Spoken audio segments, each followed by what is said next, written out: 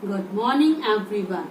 Today we will discuss about parts of a plant. Yes, today we will discuss about parts of a plant. So there are different parts of a plant like roots, leaf, flowers and the stem. So first of all we will discuss about the parts of a leaf. Yes, the leaf. A leaf is a green part of a plant. It is a green part of a plant, and the broad green part of the leaf, it is known as lamina. The broad green part of a leaf, it is known as lamina. Okay, so can you see a thick vein linear structure in the mid of the leaf? A thick vein in the mid of the leaf, that is your midrib. A thick vein on the leaf at the center of the leaf, it is the midrib, and there are thin veins. These are the thin veins which make sometimes parallel like the structures and sometimes it make a design like a net. Okay, this leaf is attached with the stem with a thin stalk, and this thin stalk is known as petiole. Okay, so if we will talking about the structure of a leaf, there are mainly four parts of a leaf. The broad green part of the leaf, lamina. A thick center vein is the midrib. A thin linear structures on the lamina, these are the veins. These thick linear structures on the lamina, these are the veins, and the leaves are attached with the stem with a thin stalk, that is the petiole. So see, this is a leaf for you. You can see the broad green part, it is the lamina. This is the center thick vein, it is your midrib. The lines, the thin linear lines on the sides of the veins, sides of the midrib, these are the veins, and this leaf is attached with the stem with a thin stalk, and this thin stalk is known as petiole. Okay, now we will discuss about the parts of a flower. Yes, parts of a flower. So there are four parts of a flower: sepal, petal, stamen and pistil. There are four parts of a flower: sepal, petal, stamen and pistil. So we will try to find out. You can see sepals. These are the green leaves at the base of the flowers. These are the sepals. These sepals protect the flowers in its bud stage. Yes, when the flower is in its bud stage, then it is protected by the sepals. Now, have you seen that green colorful leaves? These colorful leaves are the petals. These colorful leaves are the petals. These are the most attractive and colorful part of a flower.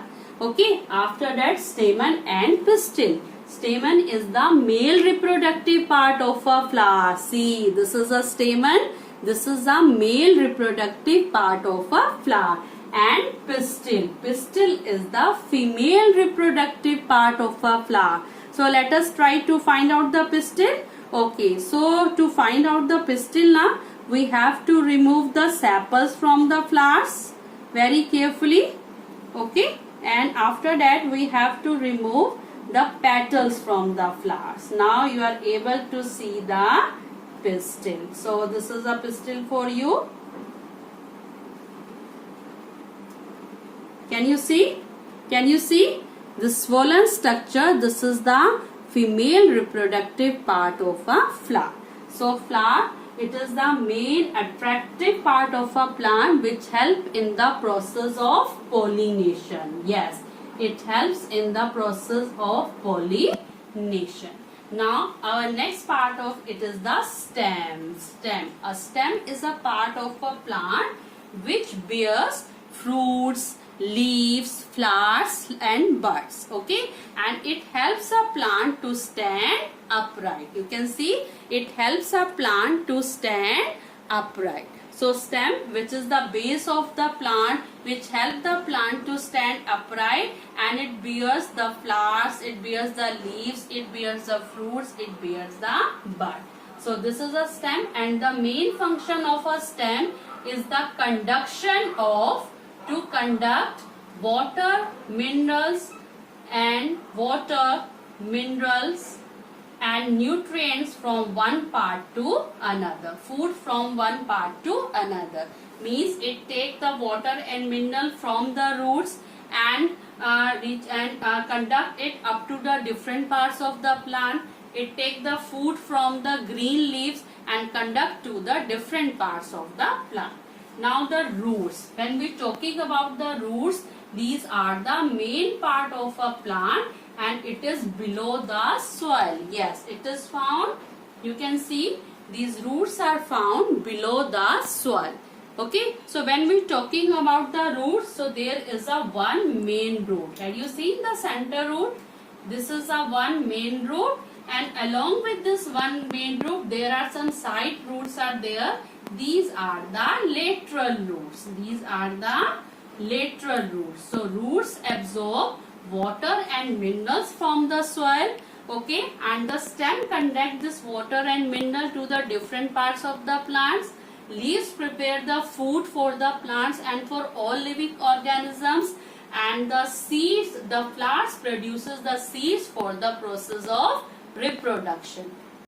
Good morning everyone. Now we will discuss about relation between the roots, types of roots and the leaf venation. Yes, types of roots and the leaf venation.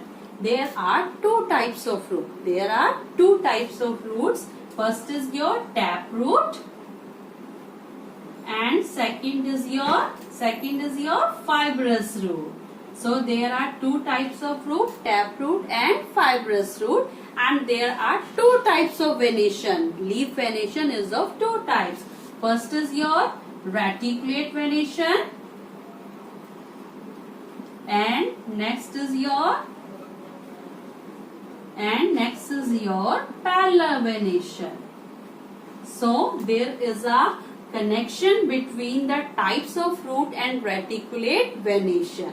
For example, if the plant has taproot, then its leaves have reticulate venation, and if the plant has fibrous root, then its leaves have parallel venation. So without seeing the roots or without seeing the venation of the leaves, we can tell about them. For example, if a plant which have the taproot, so without seeing the leaves, can you tell the leaf venation only by seeing the roots? Yes, because the plant has the taproot, so naturally the plant has the leaf with reticulate venation. Okay, so in the same way, if we have the leaf, okay, this is a leaf for you with the parallel venation. So only by seeing the leaf, can you tell which type of root is in the plant? Yes, we can tell, because if the leaves have parallel venation, naturally the plant has the fibrous root. So by seeing that relation, we can easily find out which type of venation or which type of root will find in the